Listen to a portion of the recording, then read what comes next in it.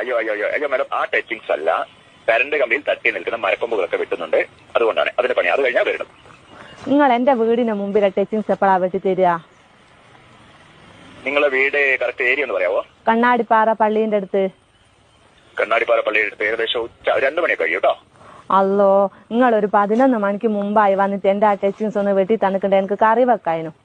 Madam, ഈ കറിവെക്കലും നിങ്ങൾ ഈ ടച്ചിങ്സും തമ്മിൽ എന്താണ് ബന്ധം?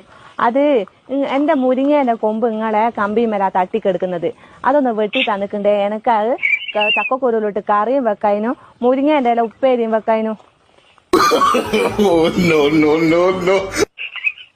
മാഡം, പരമാവധി വരാൻ പറയാം അവരോട്, ഉച്ചയ്ക്ക് പെട്ടെന്ന് വരാൻ പറയാം കേട്ടോ. അത് കണക്ക് നിങ്ങൾ വെക്കല്ല.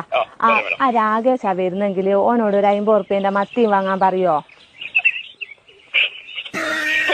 പറയാം. ഓക്കെ, ശരി. ഓക്കെ.